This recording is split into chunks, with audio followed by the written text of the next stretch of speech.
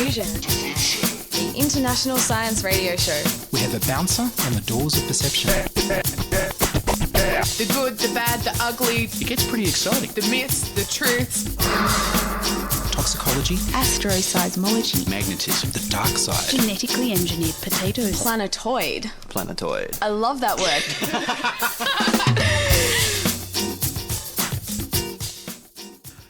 Hello and welcome to Diffusion. Sit back and relax while we inject weird and wonderful science directly into your genes. I'm Ian Woolf. On this edition, Stuart Kauffman talks about how life is inevitable, even if the constants of nature were different. But first up, here's the news.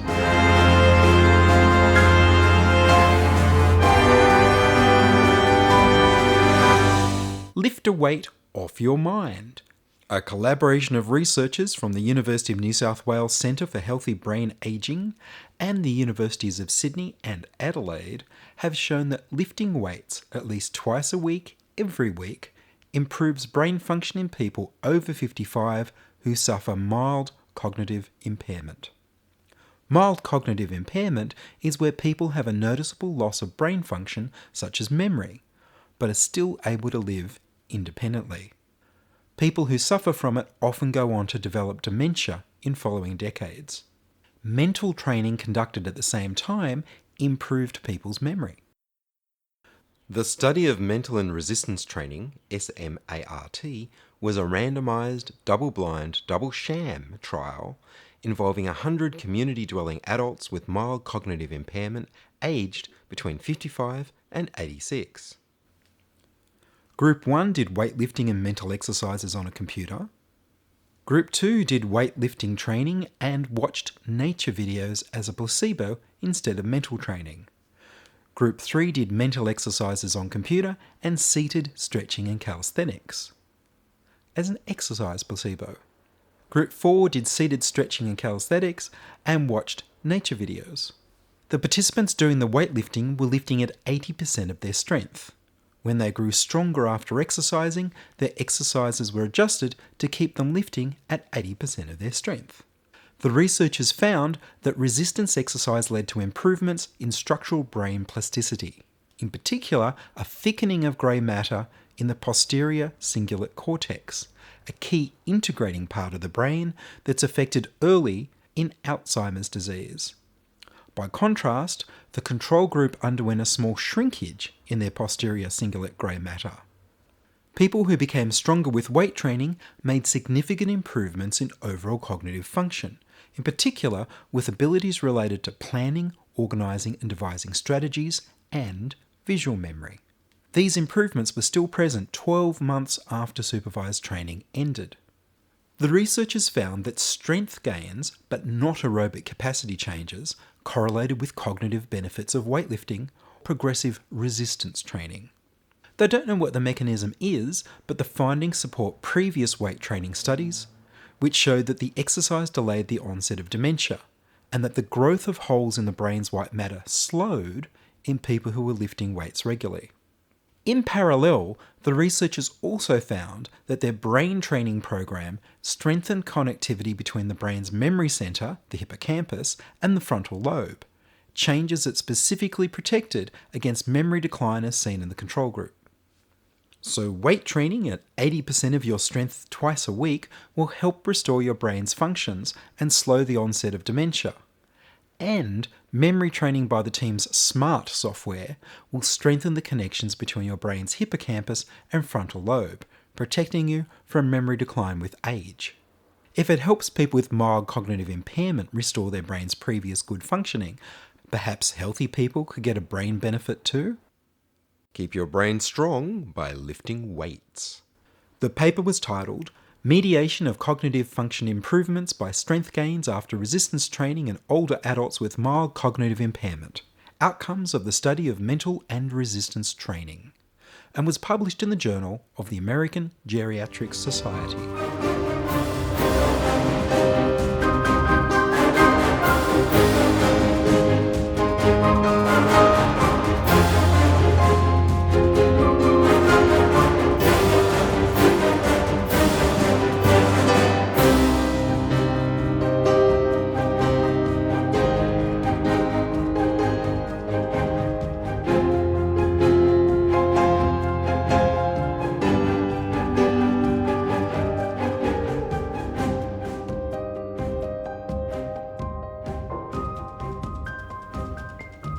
You're listening to Ian Woolf on Diffusion Science Radio. Send emails to science@diffusionradio.com. We're brought to you across Australia on the Community Radio Network and podcast over the internet on www.diffusionradio.com. Stuart Kauffman is a medical doctor, philosopher, theoretical biologist who does experiments, a physicist, and expert in the mathematics of complex systems, with a focus on the origin of life. He gave a talk for Sydney Ideas titled The Emergence and Evolution of Life Beyond Physics. I spoke with him in his hotel in Sydney before he returned to the United States and began by asking him, how do we get to the origin of life from that which isn't alive? The most important beginning thing to say is that nobody really knows how life started. I have ideas. A lot of people have ideas. Nobody has yet created life in the test tube, nor have we found it, outside of the Earth. And furthermore, we may never know the actual historical origin of life. We will maybe create life someday or find it somewhere, and I'll tell you what I think a little bit about it. So, with that said, ask your question again, Ian. Nobody knows how life might have originated, and a lot of people are working on it. I might say that I think we have a reasonably good chance of creating something that we're going to be willing to call life anew in the next 30 or 40 years. But careful, people have been saying that for more than 30 or 40 years, and we haven't done it yet. One way to say what I want to say is the following. Erwin Schrödinger, who did so much to invent quantum mechanics, wrote a famous book in 1944 called What is Life? And he wondered, not necessarily in that book, but somewhere, whether life and explaining the emergence of life was going to require a new law of physics or new laws of physics. Interestingly enough, I think the answer is it requires new laws, but they're not of physics. And I'd like to show you why as part of what we talk about. And it may be helpful to say how I got into the strange things I'll tell you. In about 1970, the structure of DNA had been found, and it was known how DNA replicates, the famous double helix. And people were thinking about RNA molecules, the cousin of DNA, which can make a double helix, just like DNA can. And the idea was that life had to be based on template replicating RNA or DNA, where template replicating means that you take the DNA double helix, call one strand Watson and the other strand Crick of the double helix, and Watson specifies Crick. If you know the nucleotide strand coming down Watson, say AUCG, AUCG, you know the strand coming down Crick because it's the complement. A is complement to U, and no, T in RNA, I'm sorry, U substitutes for T. So you know for each place the base complement to it. So DNA replicates and RNA replicates by an enzyme that slides along and makes the right copy for the new Crick strand off the old Watson strand, and that's called template replication. Brilliant people were trying to do it. Leslie Orgel was trying to do getting a Watson strand and trying to get it to line up free nucleotides and link them together into a Crick strand, but without any enzymes. And most people still think that life has to start that way. It's called the template or the RNA World View. A quick summary of that is that nobody has succeeded in 50 years. Maybe somebody will. I'm not going to say that it won't. What happened to me was the following. I thought something strange in 1970 or so. I thought, suppose the constants of nature were different. We could still get chemicals, but we couldn't get carbon. Wouldn't be carbon, it'd be something else, and the elements would be different, but we could still get complex chemistry. But maybe we couldn't make a double helix in that universe. Would life still be possible, or would it be impossible? And what I thought was, it's nuts to think that it would be impossible. What does life take, I thought? Well, it must take some molecules where some can serve as food resources, and then there's a set of molecules where each one catalyzes the formation of someone so that the set of molecules collectively catalyze one another's formation from the food molecules. You need what I'll call a collectively autocatalytic set. Remember, catalysis just speeds up a chemical reaction. So I conceived of collectively autocatalytic sets. And what I then managed to prove is that if you need three ideas. I'm going to have some molecules. I'm going to have reactions by which molecules transform into other molecules. And then I'm going to have molecules that can catalyze reactions. And now I'm going to make a model. The model imagines linear strings, right now modeled as ones and zeros, where strings can glue together butt end to one another. That's a ligation reaction, or break apart. That's a cleavage reaction. So I have molecules. Now I have reactions, I just said. For example, 111 could join to 000 and make 111000. I'm going to represent that we need to do this so you can picture it.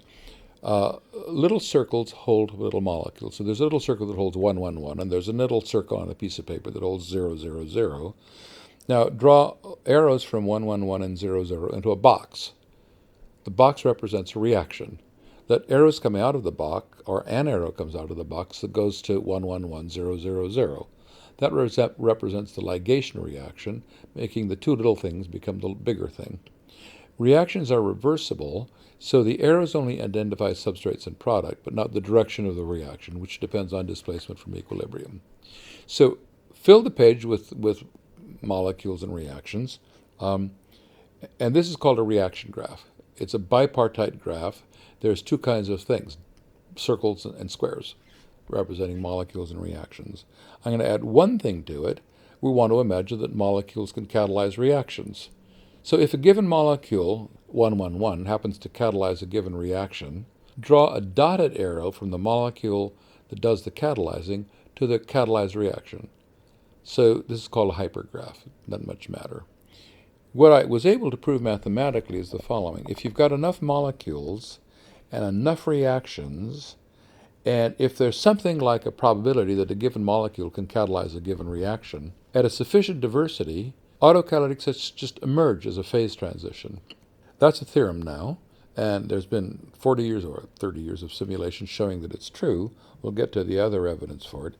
If I understand, you're saying that regardless of the constants that the universe starts off with, in some other universe with different universal constants, as long as there's certain constraints that allow you to have molecules that do these things and reactions, This will happen.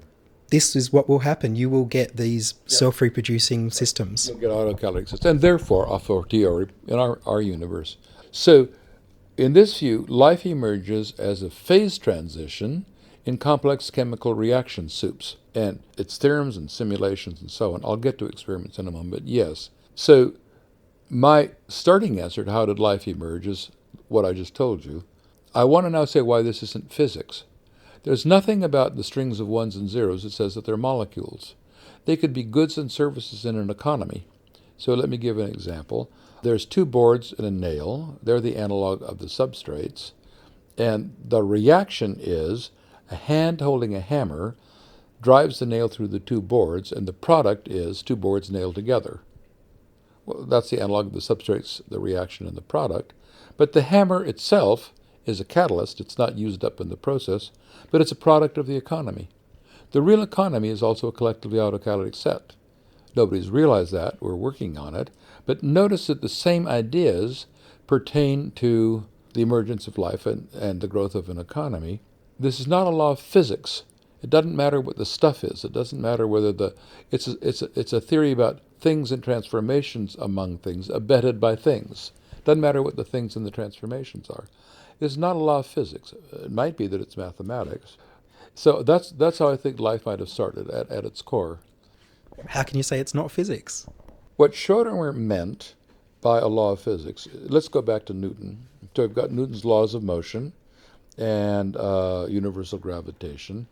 Newton mathematized Aristotle's efficient cause.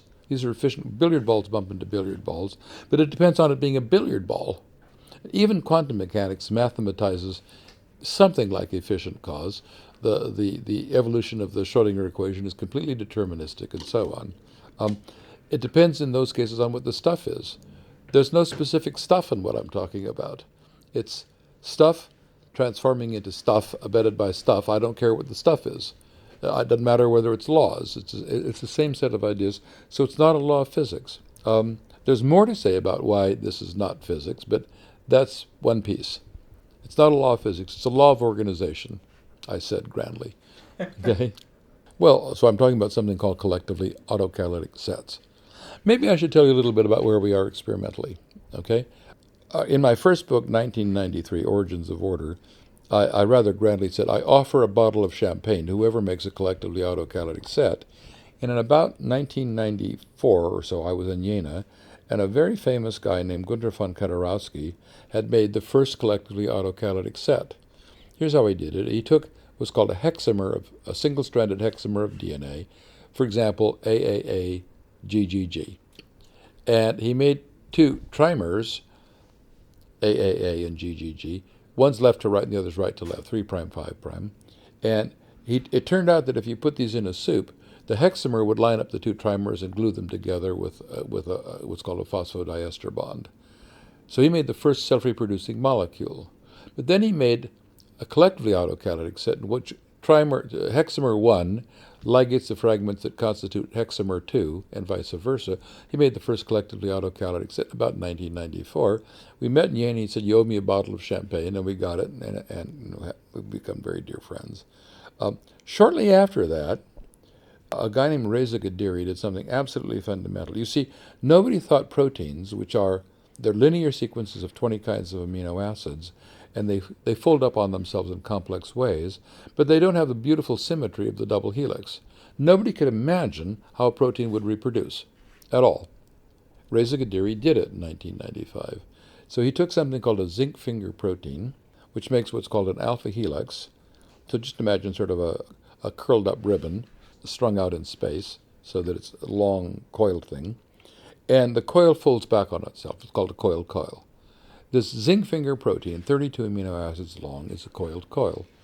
He reasoned, as the experimentalists love to say, that if he cut it into two fragments, 17 amino acids long and 15 long, they would form alpha helices, and a 32 amino acid sequence, the same one, could unfold, bind the two shorter sequences next to it, and glue them together with a new peptide bond.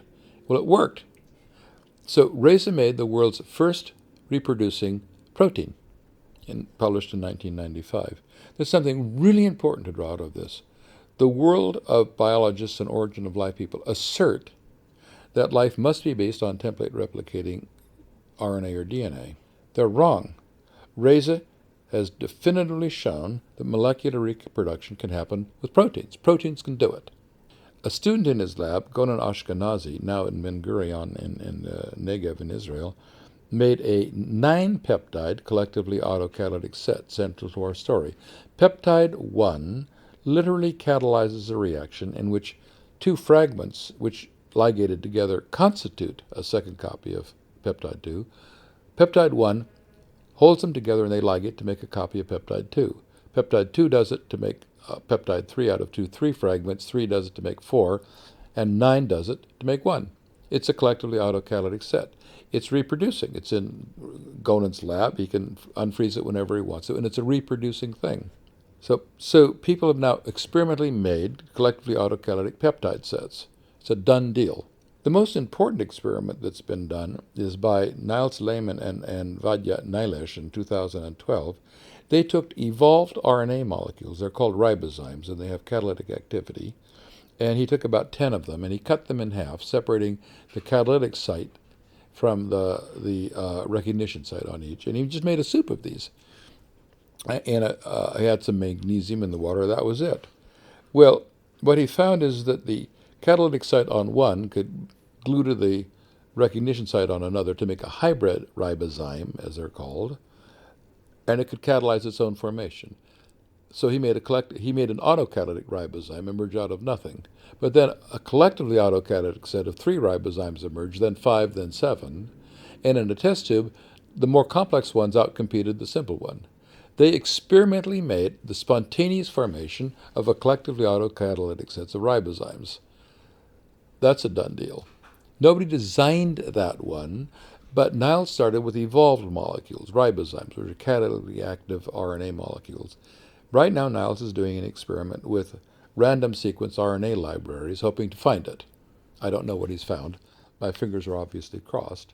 I wanted to do this years ago, and another story, I wound up with a patent on all of this because I wanted to test the probability that an arbitrary polypeptide catalyzes an arbitrary reaction. I had no idea to do it, and in '82 I realized you could use the new cloning technology to make random DNA sequences that make random R to make random proteins.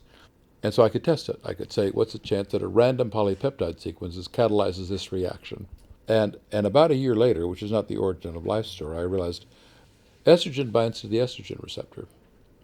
What if you took estrogen out of the estrogen receptor and made millions of little peptides and asked, does anybody bind to the estrogen receptor?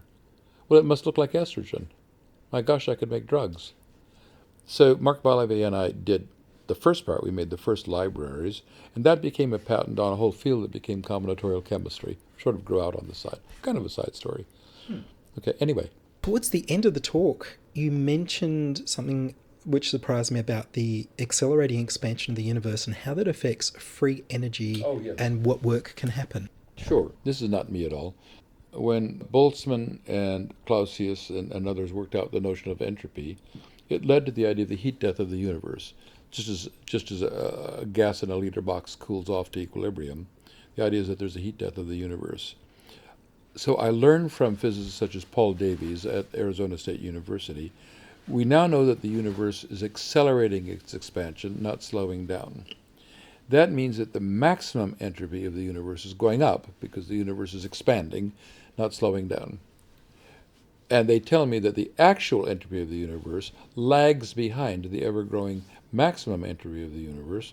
The difference between those two is called the free energy. So there's free energy that's available, it's not going down, it's available to do work. So the heat death of the universe might not be what we've thought. And there's something else that comes into all of this story. The physicists tell us that there's 23 constants of nature. They have to be fine-tuned to get the constants of nature, and that they are for whatever reasons, either the anthropic principle. There's many, many universes with different values of the constants, and we're the lucky ones in this universe. I don't like the idea very much, but that's the claim. I think the constants might evolve. But notice that those are only necessary conditions to get complexity. They're not sufficient conditions to get complex. We don't know why the universe is complex, but the emerging biosphere has gotten complex, and what's going on is something like organisms are breaking symmetries all the time that make niches for other organisms that become, and that's part of how the universe gets complex. We don't know how the universe got complex. I'm glad that you interviewed me. I guess it's true that if you want to actually hear the talk that I gave, it will be online audio from the University of Sydney on some site that perhaps you can find out in and tell people if they want to listen to it. I'm sure it'll be available. So I'll put that up on the show notes for the page.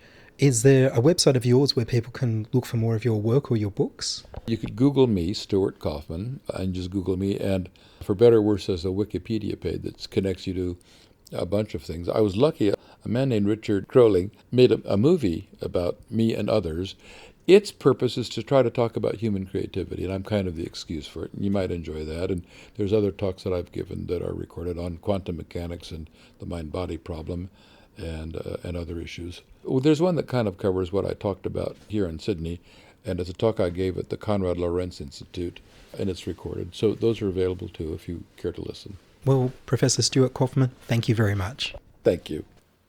That was Stuart Kauffman, Professor of Biochemistry at the University of Pennsylvania, University of Calgary, the Santa Fe Institute, the Institute for Systems Biology, and the Lifeboat Foundation. He's contributed economic advice to the United Nations and written many books. I'll put links to his Sydney Ideas Talk and other resources on the Diffusion show notes page. Next week, I'll play a reading from his story about the evolution of protocells Patrick, Rupert, Sly and Gus, which will also go on YouTube. I've entered Diffusion in the new Castaway Podcast Awards. Please vote for Diffusion by going to www.diffusionradio.com and following the link on the upper right. Voting closes on the 21st of March, 2017. And that's all from us this week on Diffusion. Would you like to hear your own voice on radio? Go to the website and click on the tab on the right to send a voicemail to be played on air, or record a note on your phone and email it. We need people contributing stories to Diffusion. Send your contributions, opinions, helpful suggestions, and donations to science@diffusionradio.com. That's science@diffusionradio.com. And please do send me an email so I know you're listening and you want to hear more episodes. please like the Diffusion Science Radio page on Facebook and rate the show on iTunes. Tell your friends. Follow me on Twitter at Ian Woolf.